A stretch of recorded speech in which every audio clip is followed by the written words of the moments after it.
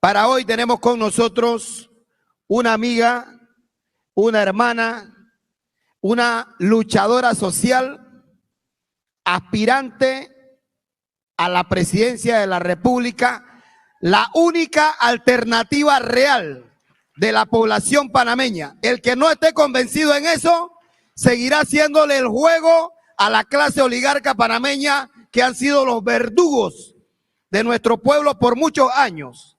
Ella es nuestra compañera y amiga, la profesora Maribel Gordón. Recibámosla con un fuerte aplauso. Esa es la candidata del pueblo panameño, compañeros. Buenos días, compañeras y compañeros, delegados internacionales, delegadas nacionales. Quiero, en primer lugar, felicitar este esfuerzo, el colocarnos para reflexionar sobre un tema tan importante como es el neoliberalismo educativo. Yo creo que es una responsabilidad de cada uno de nosotros y nosotras, pero sobre todo de quienes ejercemos la función de trabajar en la educación. Y yo creo que es una responsabilidad por el impacto que tiene el neoliberalismo en nuestros países. Yo quiero señalar que desde los 80 aquí comienza a imponerse una lógica de neoliberalismo en la educación.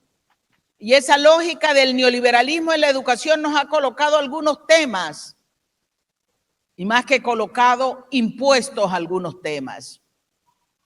Aquí comienza a hablarse de la necesidad de la eficacia en la educación, de la eficiencia en la educación. Comienza a hablarse de gestión de educación, pero cada uno de estos conceptos bajo una lógica de la necesidad, dicen, de llevar la educación al mercado laboral. Y hoy resulta que no tenemos que formar al estudiantado. Hoy de lo que se trata es de establecerle competencias, y las competencias bajo la lógica de los mínimos. No requiero, o el mercado no requiere, un ser humano reflexivo, crítico, con propuestas. Lo que demanda, dice, es una persona que esté capacitada para hacer cosas sin tener claro el por qué, el para qué y sobre todo el para quién. Esa es la lógica que nos han impuesto. Una lógica que separa la educación del contexto social y la reduce al mercado. Y en el mercado, dicen, hay dos fuerzas: los oferentes y los demandantes. Pero en el mercado hay un criterio: solo puede acudir al mercado el que tiene ingresos, el que tiene recursos. Y aquí hay un cúmulo de personas a nivel mundial cuyos ingresos son bajos o no tienen ingresos para ir al mercado. Hoy quieren medir la educación bajo un criterio de gestión. Y en ese criterio de gestión, dicen, los responsables del fracaso de la educación son los docentes. Y nos quieren excluir sobre esa base de cualquier discusión, de cualquier reflexión sobre lo que debería ser la educación. La gestión lo limita a lo administrativo. Y dicen, el gestor en estos momentos fracasó. Y el gestor para ellos es el sector público. Y a partir de esa reflexión señalan que la educación debe pasar a un nuevo gestor. Un gestor que ellos denominan eficiente: el sector empresarial, la educación privada. Hay un desmantelamiento de la estructura de la educación pública. Como economista yo tengo que señalar algo: ni el sector privado per se es eficiente, ni el sector público per se es ineficiente. pero nos han colocado ese imaginario. Y hoy cuando hablan de gestionar la educación, la gestiona el sector privado con los recursos del sector público. Entonces hemos dado paso a una lógica que excluye, pero que además coloca la educación como un elemento que debe ser medido a través de rentabilidad financiera. ¿Qué tanto me cuesta un estudiante y qué tanto le sirve al mercado? Fíjense, no a la vida, no al contexto social ni al desarrollo nacional. ¿Qué tanto le sirve al mercado? Y según el sector empresarial, los chicos y las chicas no le sirven al mercado. Y frente a ese panorama, comienzan a desmontar una currícula y comienzan a desmontar asignaturas que tienen que ver con el pensamiento crítico, asignaturas que tienen que ver con la identidad nacional. Y ese es el resultado de un sistema educativo que se vanagloria de estar fundamentado en los pilares de la eficiencia, es decir, relación costo-beneficio. La educación no puede ser medida como rentabilidad financiera, porque cuando la medimos como rentabilidad financiera, de lo que estamos hablando es de gastos. Y la rentabilidad tiene que ser social. Y lo que se otorga educación tiene que ser valorado como inversión. Inversión para el desarrollo nacional, inversión para el desarrollo social. Yo siempre digo, la filosofía no le sirve al mercado, pero a la sociedad, a la nación. Bajo ese pretexto, ni filosofía, ni sociología, ni historia, ni geografía, porque no le sirven al mercado. Y en el caso de Panamá iríamos más allá, ni química, ni física, porque aquí dicen esto es un país rentista, transitista, y lo que queremos es logística. Hace unos días conversaba con los jóvenes y revisábamos qué es lo que demanda el mercado de los jóvenes. Y decían conocimiento digital. ¿Y qué es lo que nos venden como conocimiento digital? Que el chico, la chica, sepan manejar un celular, una computadora. Y la pregunta es, ¿eso es conocimiento digital? ¿Eso es tecnología? El celular, la computadora, son equipos tecnológicos. No es tecnología. La tecnología requiere innovación y transformación. La tecnología es una fuente para implicar un conocer. Y cuando valoramos el conocer, siempre tenemos que hacerlo en función del para quién. ¿Para quién nos formamos? ¿Para qué nos formamos? ¿Dónde nos formamos? Y allí tenemos que regresar a una de las relaciones naturales de la educación. Valorar el contexto, la sociedad. Aquí se ha querido medir calidad de educación. Y hoy es un concepto de moda. La calidad de la educación. ¿Pero qué es calidad? Cuando yo mido, lo mido frente a algo, referente a algo. ¿Qué me lleva a decir esto tiene calidad y esto no tiene calidad? ¿Cuál es el referente? ¿El mercado? Porque el mercado es una parte reducida del contexto social. Yo siempre he dicho, la calidad tiene que ser medida en función de esa visión estratégica, de ese plan estratégico de nación y de región. ¿Hacia dónde vamos? ¿Qué es lo que queremos y para quién lo queremos? Y la respuesta siempre tiene que ser la vida digna. Una educación que no garantice caminar a resolver los temas sociales, los temas de la pobreza, a garantizar un desarrollo sostenible. ¿Qué tipo de educación es?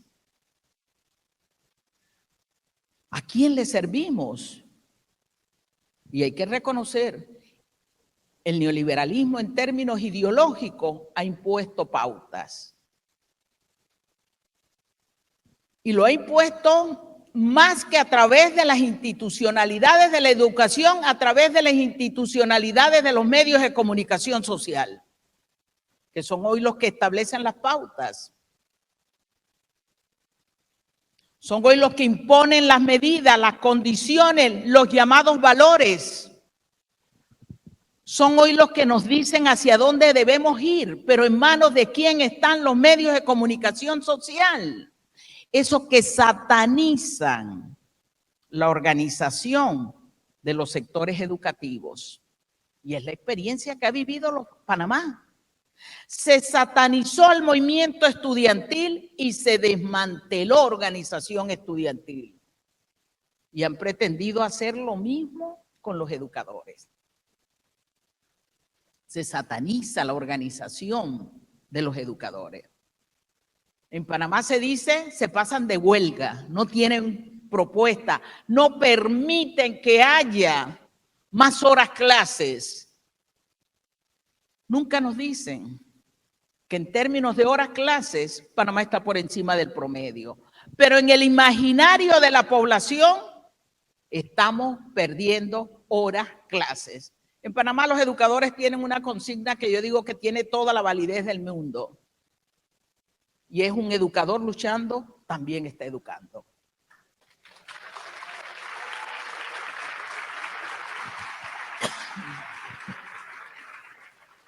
¿Qué tipo de educación necesitamos? Y yo parto señalando algo.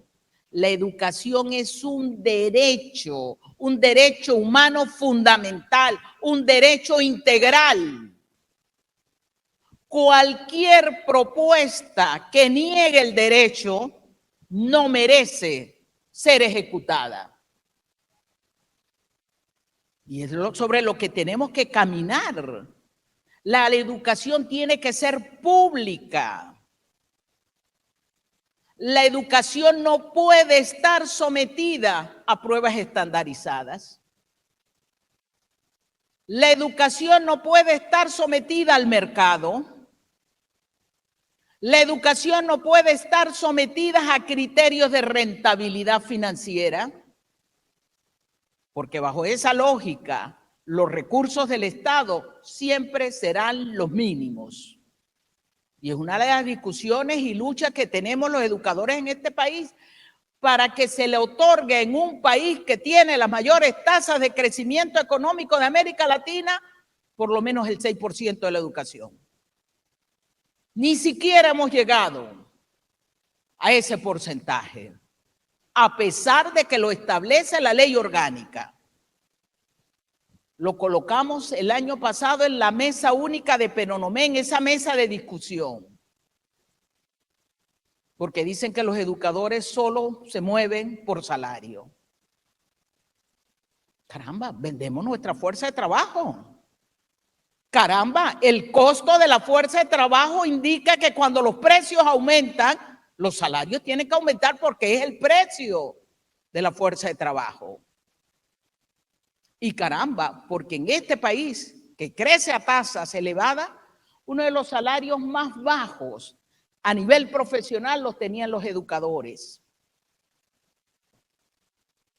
Y eso es una realidad. Los formadores de la juventud y del porvenir de este país tenían salarios inferiores al costo de la canasta básica. Y creo que es un derecho luchar por salarios cónsonos con el costo de vida, pero también que propendan a la vida decorosa. Y es una realidad que aquí hemos tenido que enfrentar y que sé que en otros países de América Latina también y de Europa, porque hay una desvalorización de la fuerza de trabajo denominada educador, porque dice que son los responsables de la crisis educativa, que dicen que son responsables de la mala formación de los estudiantes.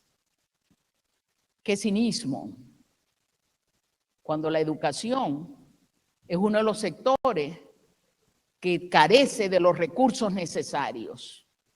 En este país, por ejemplo, Panamá, infraestructura escolar que literalmente se cae por la falta de mantenimiento.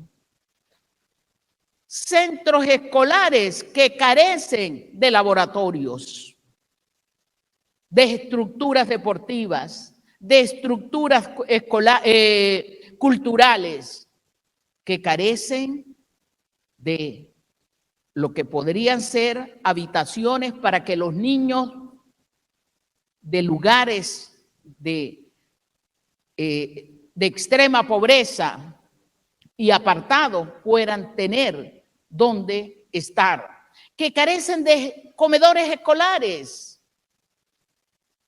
Y aquí se le quiere llamar a una parte de esta población, y me imagino que en el resto del mundo, ninis. Dice, mira, el joven ni estudia ni trabaja. ¿Por qué no estudia y no trabaja?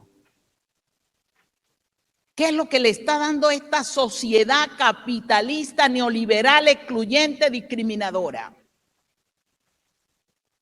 Pero no hablan de ese estudiante que estudia y trabaja simultáneamente por las condiciones socioeconómicas. No hablan de ello.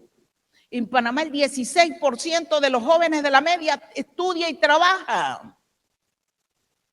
No hablan de las condiciones socioeconómicas de sus padres.